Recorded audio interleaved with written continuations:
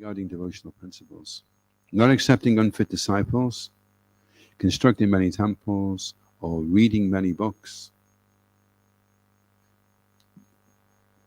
Another stricture is that a person may have many disciples, but he should not act in such a way that he will be obliged to any of them for some particular action or some favor.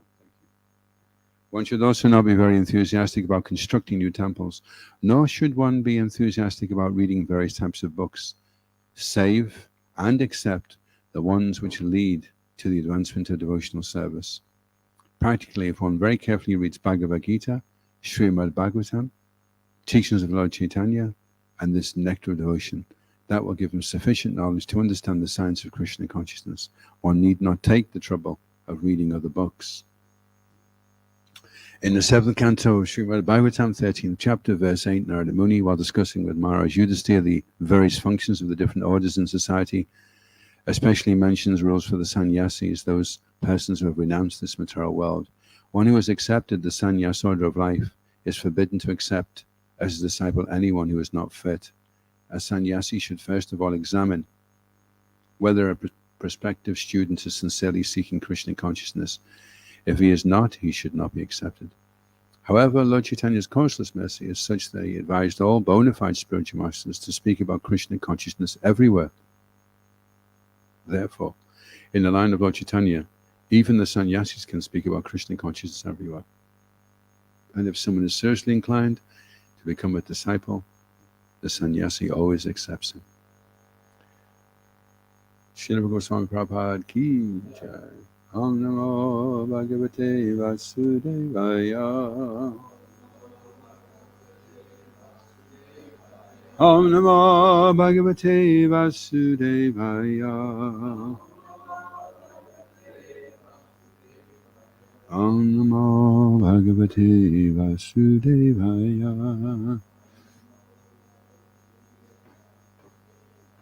We're reading the 7th canto of the Srimad Bhagavatam. It's chapter 9 entitled Prahlad Pacifies the Lord with Prayers. Its text 17. Yasmat Priya Priya Viyoga Samyoga Janma Yasmat Priya Priya Viyoga Samyoga Janma.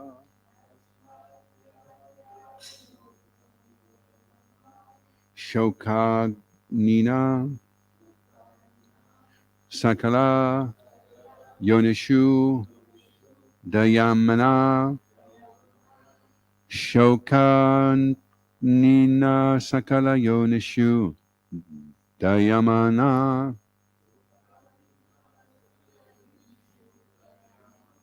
Dukhoshadam Tad Api Dukam Atad Diyaham Dukodshadham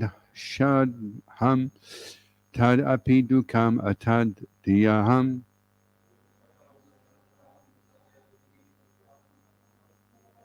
Bhuman Brahmami Vada Me Tava Dasya Yogam Bhumam Brahmami Vadame Tavadasya Yogam.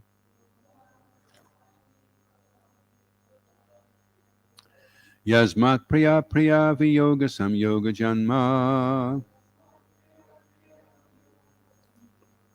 Shokagnina Sakala Yonesu Dayamana. Dukoshadam Tadapi Dukam Atadhyayaham.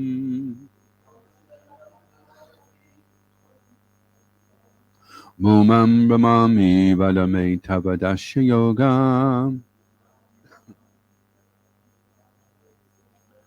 Yasmat Priya Priya Viyoga Samyoga Janma. Shokagnina Sakala Yonishu Dayamana. Dukoshadam Tadapi Dukam Atadhyayaham. Bhumam Brahmami Vadime Tavadasya Yogam.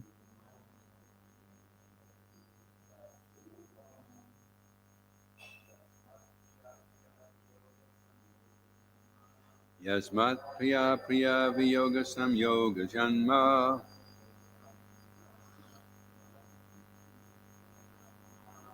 Sukhagnina Sakala Yonishu Dayamana.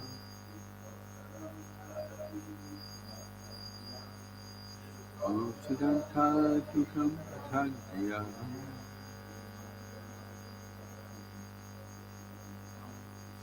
Umam Brahmami Vadame Tavadasya Yoga.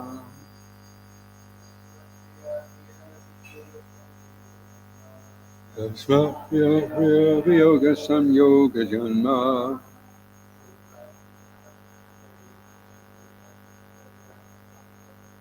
Sukhagnina Sakala Yonishu Dayamana.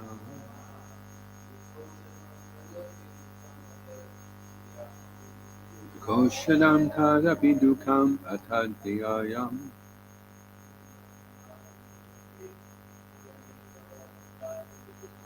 Bhava Brahmani Kavyadashi Yoga.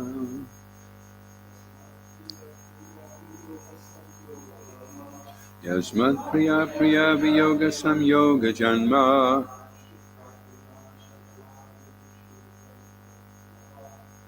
Shokagnina Sakala Yonishu Dayamana.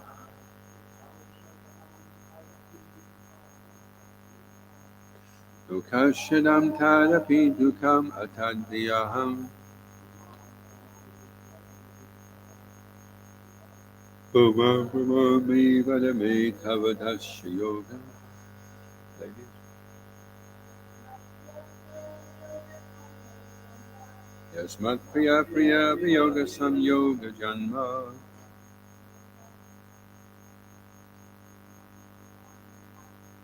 Shagagina Sakala Yonishu Dayamana.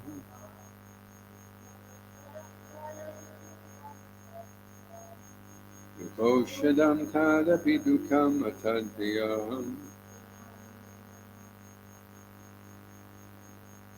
Umam Brahmami Vadame Tavadasya Yoga.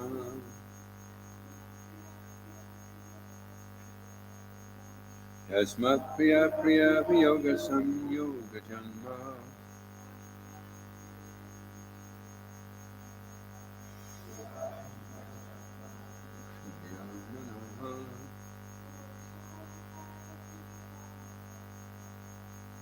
Koshadam Tadapi Dukam Atadhyaham. Umam Brahmami Vadame Tavadasya Yoga. Okay, word for word. Yasmat, because of which, because of existing in the material world, Priya, pleasing, Apriya, not pleasing, Viyoga, by separation, Samyoga, and combination, Janma, whose birth, Shoka Agnina, by the fire of lamentation, Sakla Yonishu, in any type of body, Dayamana, being burned, Dukkha Ashodham, remedial measures for miserable life, Tat, that, Api, also, Dukkam, suffering, Atatya, by accepting the body as the self, Aham, I, Bhuman, O Great One, Brahmami, am wandering within the cycle of birth and death. Vada, kindly instruct, me, unto me, Tava, your, Dasha Yogam, activities of service. Translation, O Great One, O Supreme Lord, Because of combination with pleasing and displeasing circumstances, and because of separation from them, one is placed in a most regrettable position within heavenly or hellish planets, as if burning in a fire of lamentation. Although there are many remedies by which to get out of miserable life, any such remedies in the material world are more miserable than the miseries themselves. Therefore, I think that the only remedy is to engage in your service. Kindly instruct me in such service. O Great One, O Supreme Lord, because of combination with pleasing and displeasing circumstances, and because of separation from them, one is placed in a most regrettable position within heavenly or hellish planets, as if burning in a fire of lamentation. Although there are many remedies by which to get out of miserable life, any such remedies in the material world are more miserable than the miseries themselves. Therefore, I think that the only remedy is to engage in your service. Kindly instruct me in such service. Prahlad Maharaj aspired to engage in the service of the lotus feet of the Lord. After the death of his father, who was materially very opulent, Prahlad would have inherited his father's property, which extended throughout the world. But Prahlad Maharaj was not inclined to accept such material opulence, for whether one is in the heavenly or hellish planets, or is a rich or a poor man's son, material conditions are everywhere. Therefore, no condition of life is at all pleasing. If one wants the uncontaminated pleasure of blissful life, he must engage himself in the transcendental living service of the Lord. Material opulence may be somewhat pleasing for the time being, but to come to that temporary pleasing condition, one must work extremely hard. When a poor man is rich, he may be better situated, but to come to that position, he had to accept many miseries. The fact is that in the material life, whether one is miserable or happy, both conditions are miserable. If one actually wants happy, blissful life, one must become Krishna conscious and constantly engage in the transcendental loving service of the Lord. That is the real remedy. The entire world is under the illusion that people will be happy by advancing in materialistic measures to counteract the miseries of conditional life. But this attempt will never be successful. Humanity must be trained to engage in the transcendental loving service of the Lord. That is the purpose of the Krishna consciousness movement. There can be no happiness in changing one's material conditions, for everywhere there is trouble and misery.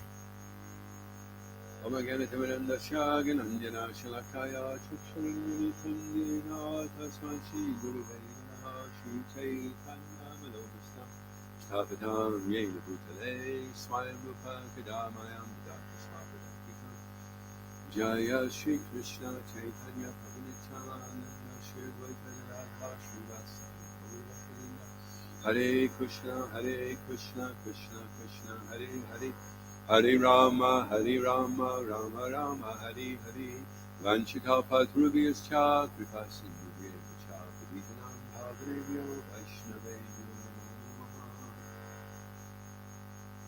So there's an interesting point made in the translation that the remedies are more miserable than the miseries themselves. Can anyone think of an example of how a remedy is more miserable than the misery they're trying to think of?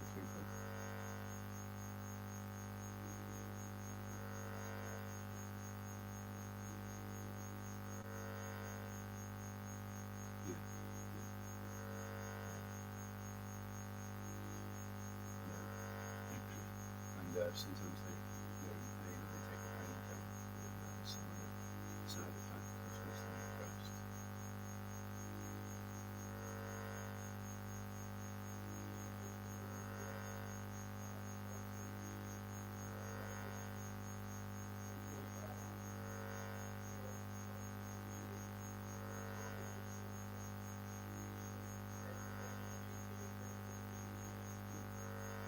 That's how you know the medicine's good. So it's interesting, isn't it, that people are going in the wrong direction. It's like being in the desert and you're already thirsty. And you see something which you think is going to satisfy your thirst. So you run towards it, which makes you even thirstier and more tired and more exhausted. And then when you get there, it's not even any water. So it's just the illusion. It just aggravates the situation further. Anyway, it would be good to be able to see that clearly so that we don't become attracted to giving up devotional service. Because we may take up devotional service in the beginning very enthusiastically, but we may later become distracted.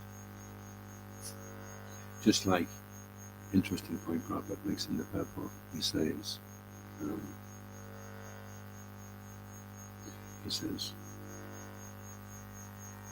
if one wants the uncontaminated pleasure of blissful life, he must engage in the transcendental loving service of the Lord. Material opulence may be somewhat pleasing for the time being, but to come to that temporary pleasing condition, one must work extremely hard.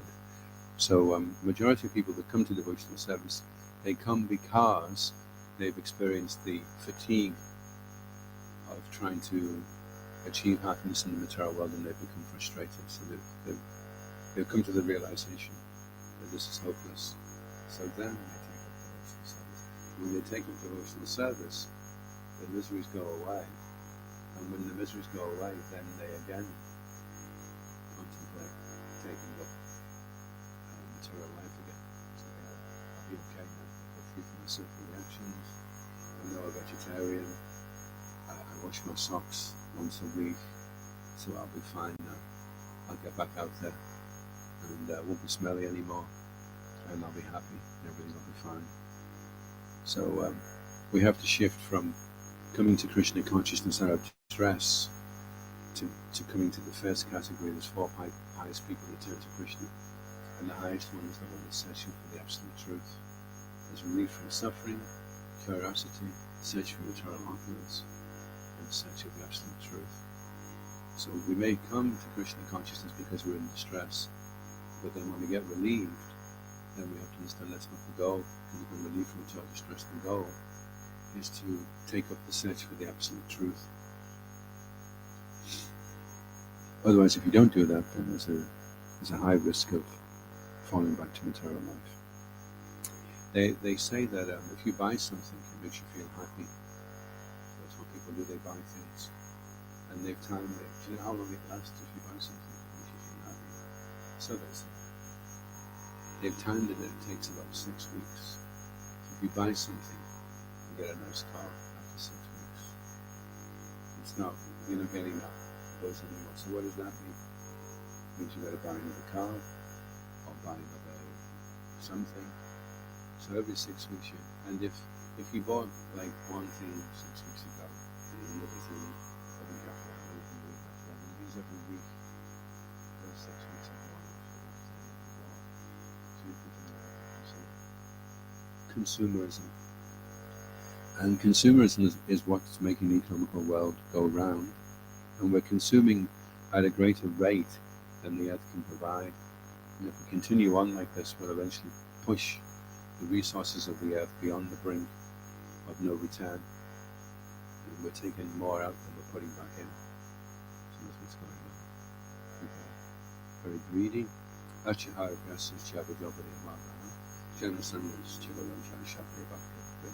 The devotional service is spoiled, and you become greedy, and you over-endeavor for mundane things.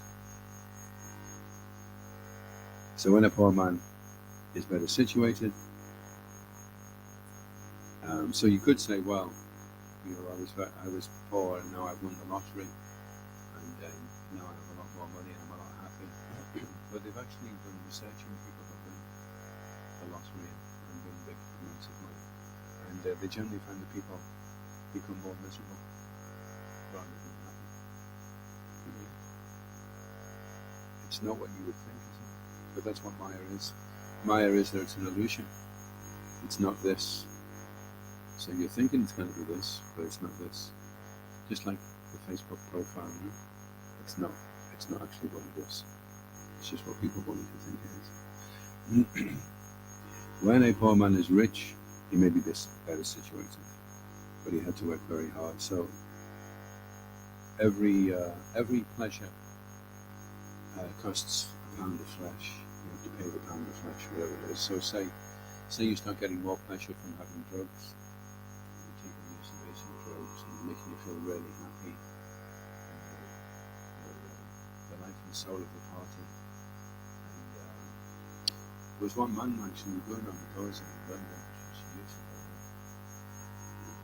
He answered the door and he had a big scab on his nose. And he was heavily sedated. And he was in a big posh house. So he decided, generally when people find out you're a monk, they tell you their life story. So we were in robes.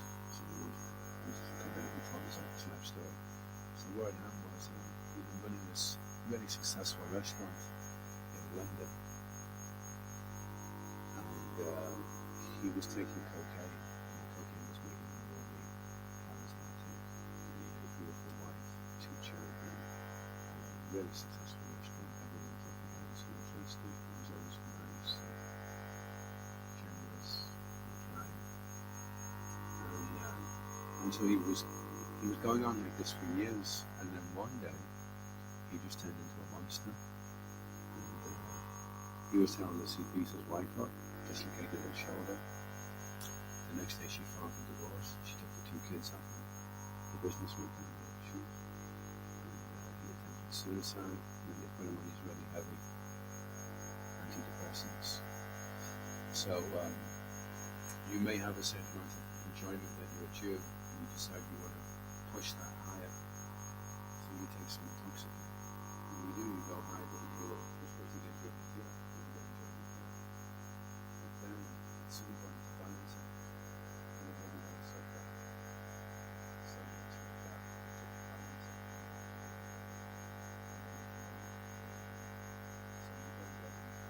You can't cheat the system because the system is unbalanced, it's perfect and complete. You get what you're due, and you try to get more than what you're due, and you have to get more suffering.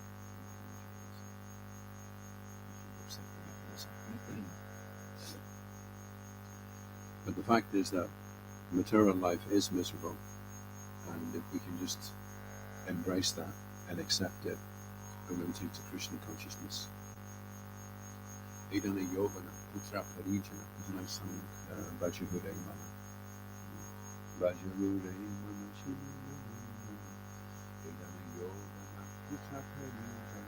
You cannot find happiness in your youth, or your putra, your offspring, or all your different material opulences.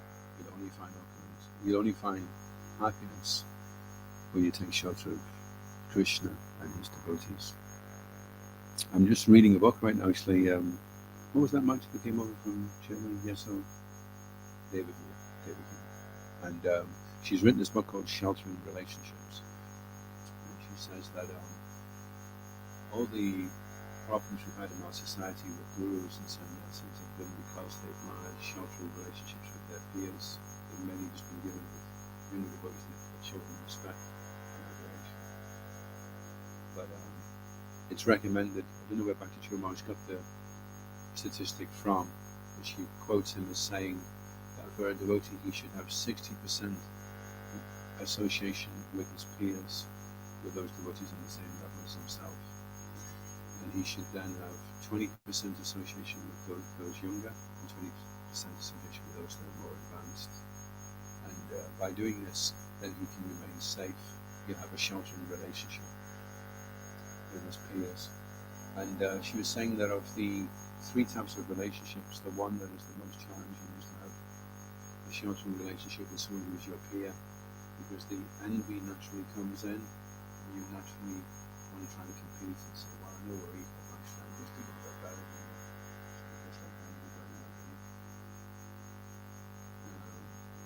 So by working on that and developing a humble relationship where you say, no, I want to hear you give class, I want to hear you give kirtan, you're better than me. And the other devotee say, no, I want to hear your class, I want to hear you give kirtan, you're better than me. And so then they're both competing to be more humble than each other and glorify each other. And that type of relationship is very sheltering. And the challenge is, can you cultivate those sheltering relationships with your peers? Because if you can't, then you're putting yourself at risk. So we're giving up material life. We've realized to one degree or another that it's miserable, and now the time is ticking. Can we establish shelter so that I don't go back? The misery is removed. I don't go back and take off from where I left off. Okay, I've been out devoted now for 5 years. It's enough of that. Now, where did I leave off? Oh, that's right. I was doing a good job.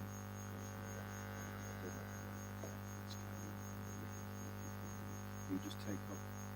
You generally find that devotees that even if the devotees have been doing devotional service for a long time, you find that when they leave, they just go straight back to the place that they were at before they became devotees. Take up from that. And they resume where they left off. So we have to establish those sheltering relationships and then how to associate nicely. It's interesting, the letter of instruction by Sri Rupa Goswami, he starts by first of all saying everyone should become a guru. Vajilinga Mansakodi Vega, Yaradeki Kada Taha Krishna Padash, everyone should become a guru. Which describes the good thing. So everyone should become a guru. And then Achihara, all the things you shouldn't do, Utsahan, all the things you should do. And then Dadati, Patiginati, and usually he goes into how we should associate. We usually develop loving relationships. Open your heart to somebody, reveal your mind to somebody, give them a gift, prepare some food for them, accept some food from them, cultivate loving relationships. And then he goes on, Krishnapti Yachigiri Karmana Shadreta, in the mind, respect those who are chanting. Respect everyone that's on right and level their own. Pay dandavats to the devotee that is right and right. Seek the association and service of the routine. So basically he's giving, and then it was nice for Bhagavatam to hear about the Dosha when he says, don't look at devotees in the mundane way, don't judge the devotee according to his complexion, or whether his body is in the fair, or how good his voice is, or what his aftershave smells like, or how much he shaves up, or how neat his dhoti is. An advanced devotee will bathe in the Ganges without considering the condition of the water. The Prabhupada says in the purport to that text that you don't judge a devotee by what he looks like externally, but by how steady his devotional service is over a prolonged period of time. That's how the devotee really proves himself. That's why now we're very fortunate in this country, because initially we didn't know how bona fide the gurus were, how strong they were. The gurus didn't know how difficult the service was going to be. But now you can look at devotees that have been understanding for 50 years. So there's definitely qualified inspection, whereas people who have just been around for a few years have been specialists just for a few years. Maybe really like that. Maybe everybody thinks it's great, everybody thinks it's a lecture city. Let's see, the test of time, and we'll really find out who is the real deal. When I got initiated for the third time, Krishna Bhagavatam came up and says, this one is the real deal. So it took a while to find it. So but fools rushing were angels for it to track right, and be patient and cautious, and rushing break the time, and then the person will think of taking shelter from those people to the 10 years, 2 years,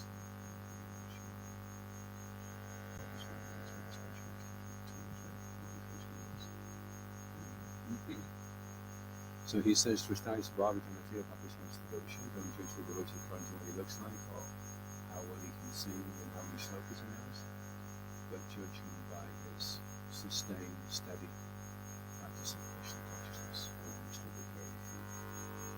Isn't that interesting that the lecture instruction, so much time has been dedicated to how we associate? The Prabhupada says you'll show your love by how you cooperate.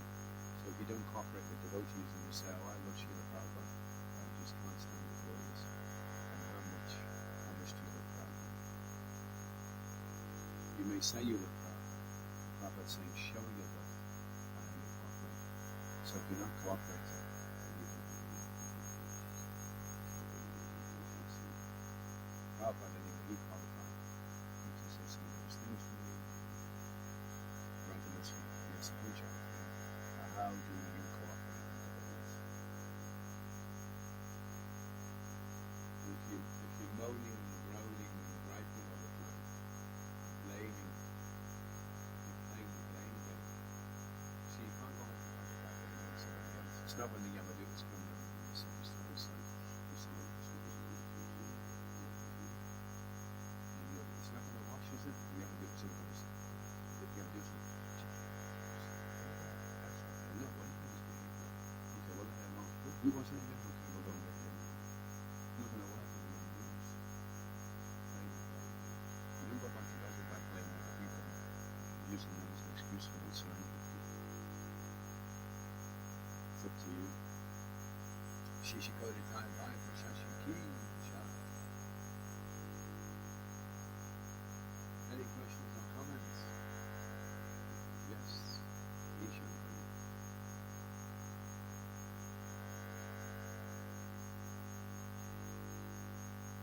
Are they both, or which one is? Which one is more of a distraction?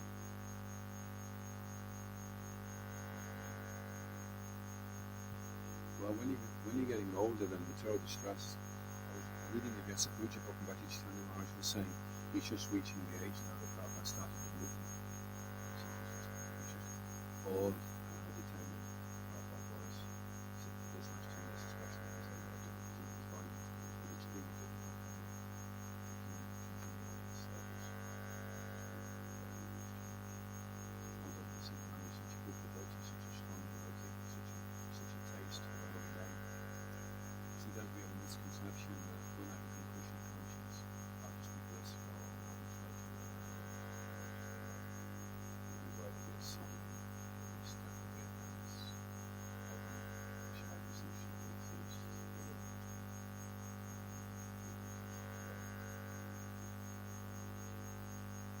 but actually advanced Krishna consciousness means that you're feeling well, healthy, strong, and strong. That's understanding. So we may be making advancement, we may shun our advancement because we have a detailed idea of what we think being advanced is.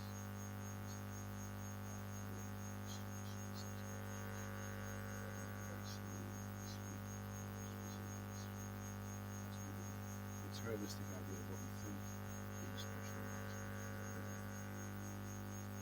And then on the other hand, Tarangaranjani is described by Krishna Chakravarti Thakur that when you do become perfected and Anutana, you will ascend in his outfit to Srila Prabhupada. The two challenges he sees in this time now is first of all the loss of all Prabhupada disciples, which could then mean that we lose track of what Prabhupada wanted and what his mood was.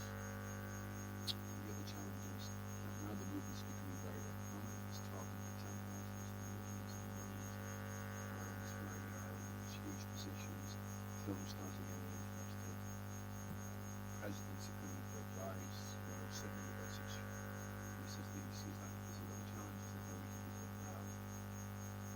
And Tarangaranjani means you enjoy the facility.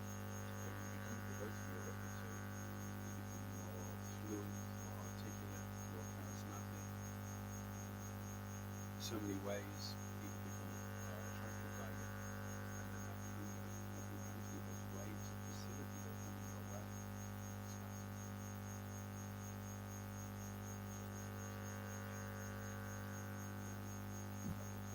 It's fascinating. So we face that not only individually, but we face that collectively as a society. So as our society becomes more prominent in the public eye, people have more respect for us. Prabhupada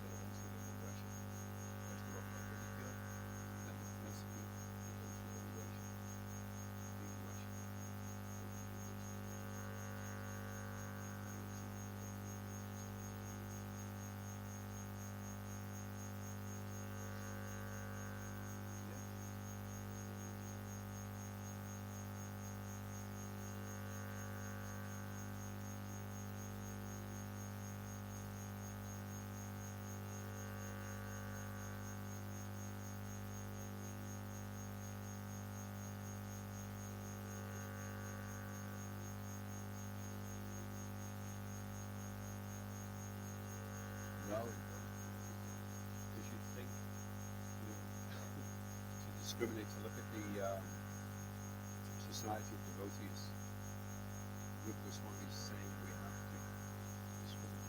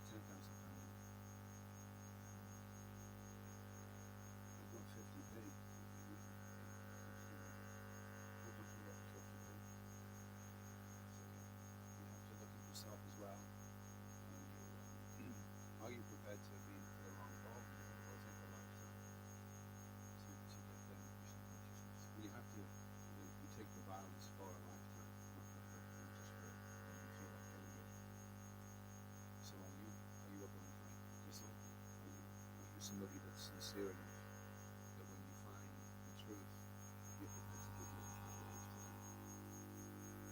Or a farewell of family, everything's fine. What is right, what is not right, or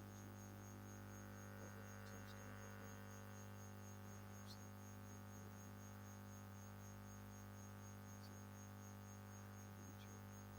so usually it takes a good 10 years steady service as a Krishna to get to the Imagine Adhikari platform to go to the United. So are you prepared to stick it out for 10 years solid service from on, and then you'll reach a certain platform with a certain content. You at least have to have good determination. You don't need this anyway, even though it tastes sour. Krishna Namacharya Nadi Shakapi Vidya, it's supposed to be sweet, but because of the Vidya, it doesn't taste sweet at all actually. But you have the confidence that other people have been taking this medicine and they're telling you now that after 10 years it's tasting really sweet. So you're prepared to keep taking this sour for 10 years. So that would take association as well, associating with the Buddhas. You're practicing for a longer time. It's like that with me as well. It's really always just keep pushing on. Sankirtan is like that too. I was still being able to do it. And then after a while it's very unstable to do it. Because you break through and then it becomes easy. And every time it gets easy, Krishna changes it around. It's something else. So it's difficult, so you keep pushing.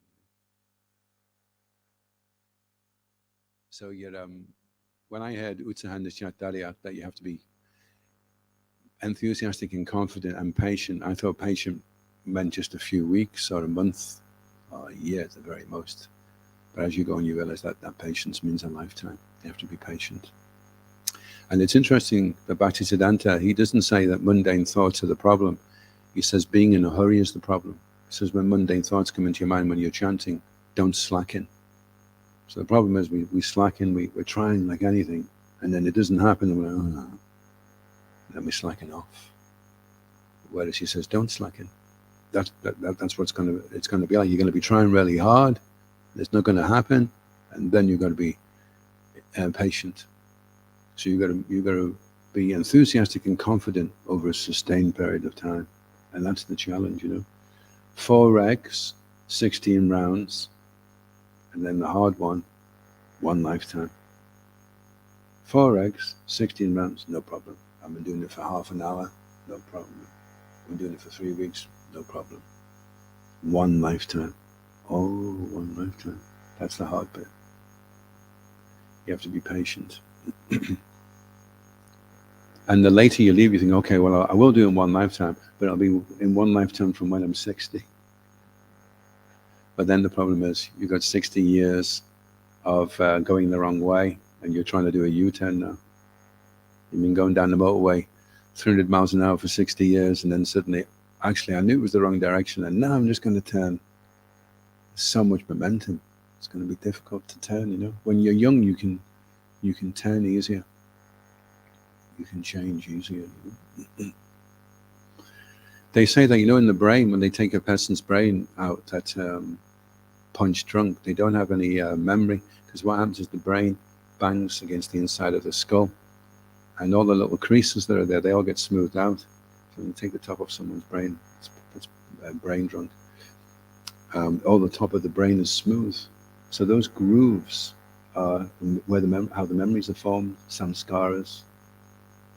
So we need to have those grooves of the samskaras of following a devotional life deeply embedded in the brain, so that we just do this like lines in stone. That we just do it.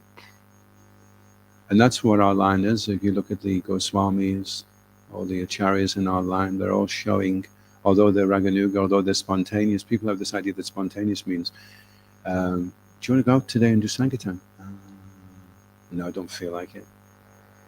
What do you feel like doing? Taking rest. Oh, okay then. And there's that Raganuga Bhakti, yeah. Yeah, I'm just doing what I feel like doing, spontaneously want to go and take rest. And spontaneously don't like doing anything today. But Raganuga means you're rigidly following all the principles really, really strictly.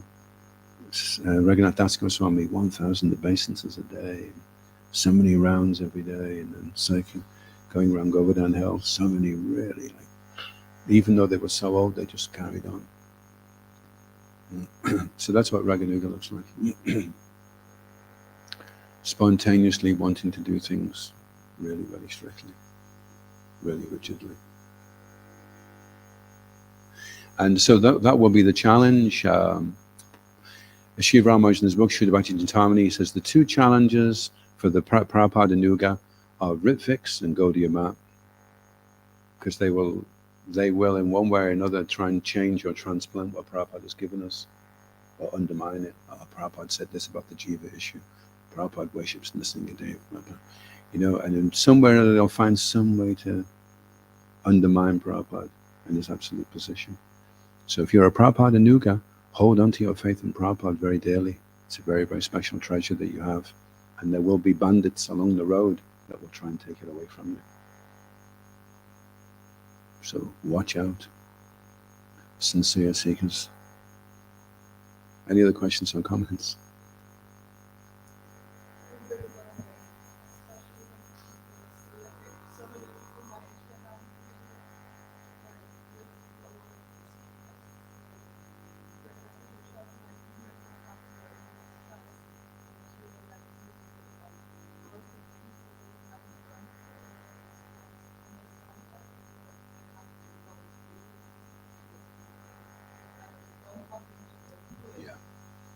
Yeah, it's a nice point. It's a nice question. It's interesting that a lot of the early disciples in Prabhupada's movement, they came from the really lower modes of nature, so they were intensely suffering. And then when they started hearing what the regulative principles were and what Yamadutas are, then they started to realize, we're in big trouble. So they took up Krishna consciousness very, very determinedly. Whereas if a person's in the mode of goodness, and he's always nice, and he doesn't tell any lies, and he helps old ladies across the road, then he's thinking, well, even if there are, something after this, I'll be okay anyway. I mean, I'm a nice guy, Okay, maybe I won't go back to Godhead, but at least I'll be up there with Indra in the heavenly planets and the Apsaras, so it won't be too bad. So the incentive is not as intense, whereas if you've really been hammered by the modes of nature, really, and there's no future for you in the material world, it's just become so degraded and so intensely suffering, then you're a good candidate for taking up Krishna consciousness. But then as you rise through those modes and you come up into the mode of goodness, then that's also a danger as well. That, well, look, I'm a nice person now. I don't kill animals. I'm very friendly with everyone. I don't tell any lies. So I could probably just pack it in now, and at least I'll end up in the heavenly planets. That is, and Prabhupada said that's one of the problems with his disciples, is that they want to go to the heavenly planets. But I just heard recently in a Prabhupada memory, Prabhupada said they would go to the heavenly planets, but from the heavenly planets they would go back to Godhead, which is interesting. I've never heard that before. I can find the Prabhupada memory if you want, but because you've done so much devotional service. And Krishna doesn't, it's not like Krishna, there's quite a few places in the Krishna stories where Krishna, a devotee comes forward and Krishna gives them the benediction that you're going to go back to Godhead and I'm going to give you all kinds of material opulence as well. So for Krishna, it's not like he's annoyed that you're enjoying yourself in the material world and you should just be suffering until you go back to Godhead. He's okay. You're his devotee, so he can give you facility. He's just careful that he doesn't give you so much facility that it distracts you. But if he sees it's not going to distract you, then he can put you in a nice situation. You end up with a nice husband, some nice children. You have nice food to eat every day. The conditions you're in are very, very pleasant. And these are all conducive for you going forward and taking up Krishna consciousness. But when I first got interested in Krishna consciousness in the first few years, the Russian devotees were getting persecuted at the time. And I was saying to my spiritual master at the time that I felt very inferior because these devotees were getting really, really heavily tortured and tormented, but they were still continuing on in their Krishna consciousness. I was thinking, and here I am, it's so easy. Okay, we get nicked every now and then by the police, but it's not really a big problem, Nobody's torturing us, And he said, well, and I saw this actually. He said, if the Russian devotee was over here, and he had all the sense gratification that was so easily available, he would give up his Krishna consciousness. Similarly, if you were over there getting that kind of persecution, you would give up your Krishna consciousness. So Krishna's put you here, and he's put that person there. And we saw that there was one devotee that came over. He'd been practicing Krishna consciousness in Russia, and he was really strict. But then when he came over here, he went bananas. He put on these Hawaiian shorts. He was just like going. We saw him on Byres Road in Glasgow, and he'd gone completely AWOL, because he could get anything he wanted suddenly, whereas he couldn't get that in Russia. So he was better practicing Krishna consciousness in that situation. So Krishna puts us in the situation we're in for a reason. And Krishna consciousness means becoming aware of how Krishna's hand is involved in what's going on. Before you see Krishna's face, you'll see Krishna's hand. Once you can see Krishna's hand, then that's your Krishna consciousness beginning. If you can't see it, well, why am I here? Why am I with this person? Why is this person so annoying? Why is that happening? Why is this? I should be somewhere else. Then you've not begun your Krishna consciousness. Once you see the hand, then you can see the arm, shoulder, eventually the face. You start with the hand. Yes, Kanguruvinda ki, Srila Prabhupada ki, Gaura Premanandi.